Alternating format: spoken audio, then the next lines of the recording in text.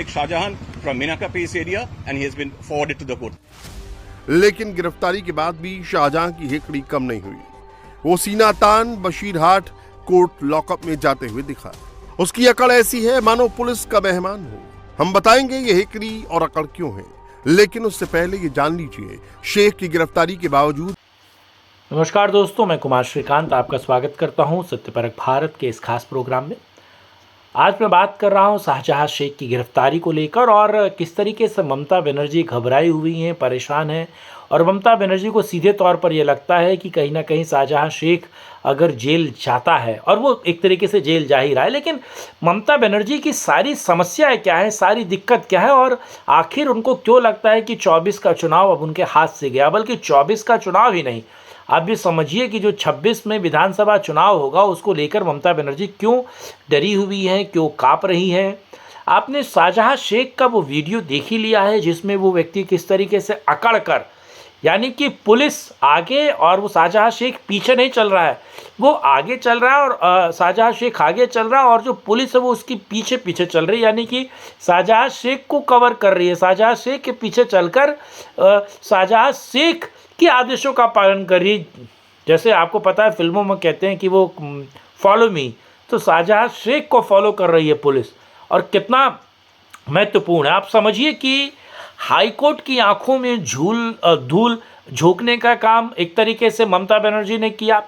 पिछले 40 दिनों से आप देखिए शाहजहां शेख और अमीर अली गाजी भी जो गिरफ्तार हुआ, ये लोग फरार थे, इनकी गिरफ्तारी नहीं हो रही थी। ईडी की टीम पर हमला करना, चोरी डकैती और तमाम ऐसे चुनावी रिगिंग करने का काम शाहजहां शेख करता था। और शाहजहां शेख एक ऐसा प्यादा है ममता बनर्जी का जो चुनावों में उनको सीधे तौर पर फ़ायदा देता था। अब शाहजहां शेख को बचा क्यों रही थी ममता बनर्जी, सबसे बड़ा सवाल यही है। क्योंकि देखिए ममता बनर्जी के सारे काले कारनामे, उनके जो सारे गुनाह हैं उसकी पूरी लिस्ट शाहजहां शेख के पास है। और आपने वो वीडियोस देखे होंगे जिसमें टीएमसी के नेता इस बात को कहते हैं कि अगर तुमने हमको वोट नहीं दिया तो सीधे तौर पर तुम मारे जाओगे, और अगर तुम वोट नहीं दोगे तो हम तुम्हें न केवल मारेंगे, परेशान करेंगे, पीटेंगे और एक तरीके से तुम्हें यहाँ से भगाएंगे भी। ये टीएमसी के नेता कहते हैं। अब ये समझिए शाहजहां शेख हाई कोर्ट की लताड़ के बाद, यानी कि पुलिस प्रशासन जाकर हाईकोर्ट में ये कहता है और जब हाईकोर्ट उनसे पूछता है कि आपने अभी तक 40 दिनों में शाहजहां शेख को गिरफ्तार क्यों नहीं किया, और आप ये समझिए कि आखिर शाहजहां शेख को पुलिस गिरफ्तार नहीं करती है, हाईकोर्ट लताड़ लगाती है। और हाईकोर्ट के लताड़ लगाने के बाद, या फिर आप ये समझिए जब हाईकोर्ट ये कहती है कि शाहजहां शेख को ईडी भी गिरफ्तार कर सकती है, सीबीआई भी गिरफ्तार कर सकती है, कोई भी जांच एजेंसी गिरफ्तार कर सकती है, तो शाहजहां शेख को ईडी और सीबीआई के शिकंजे से बचाने के लिए पुलिस तुरंत उसे गिरफ्तार करके कोर्ट में हाजिर कर देती है, निचली अदालत में। और ये धूर्त व्यक्ति या उसके वकील हाईकोर्ट जाते हैं और हाईकोर्ट जाकर बेल की डिमांड करते हैं। हाईकोर्ट को मजबूरी में कहना पड़ता है कि तुम जैसे व्यक्ति को तो अगले 6 साल के 10 साल बेल नहीं मिलनी चाहिए। अब ये कितना महत्वपूर्ण है, और ये सारा मामला हाईकोर्ट में, इसलिए निचली अदालत बेल भी नहीं दे सकता। और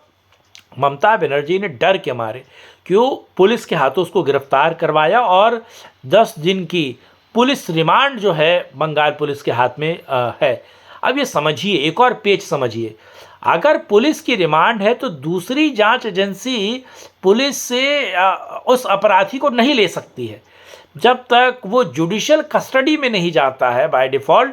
तब तक उसको दूसरा व्यक्ति जो है या फिर दूसरी जांच एजेंसी जो है उसको वहाँ से हैंडओवर नहीं करवा सकती, यानी कि ले नहीं सकती। अब ये समझिए कि अगर वो पुलिस के रिमांड में है तो 10 दिन पुलिस की रिमांड में रहेगा, फिर वो हो सकता है कि पुलिस उस रिमांड को आगे बढ़ाए। यानी कि ममता बनर्जी को पता है कि अगर ईडी शाहजहां शेख की रिमांड ले लेती है या सीबीआई शाहजहां शेख की रिमांड लेती है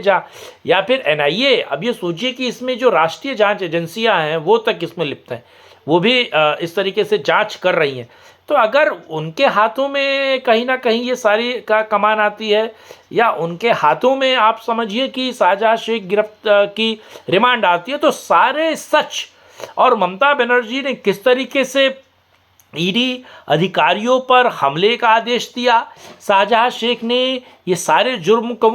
कबूलेगा और अमीर अली गाजी जो गिरफ्तार हुआ है वो व्यक्ति किस तरीके से, आप समझिए कि वो एक तरीके से वो भी अपने सारे के सारे सच को बताएगा। तो ये बहुत महत्वपूर्ण भी है। और जब पार्टी ने या टीएमसी ने केवल दिखावे मात्र के लिए 6 साल के लिए उसे निलंबित किया है। यानी कि अमित शाह इन बातों को बेहतर समझते हैं कि अगर शाहजहां शेख जेल जा रहा है, शाहजहां शेख एनआईए की गिरफ्त में आता है, तो कहीं ना कहीं उन लोगों को भी बल मिलेगा, उनको आगे आकर बोलने की ताकत मिलेगी, वो आगे आकर अपनी बात बेहतर तरीके से बोल पाएंगे,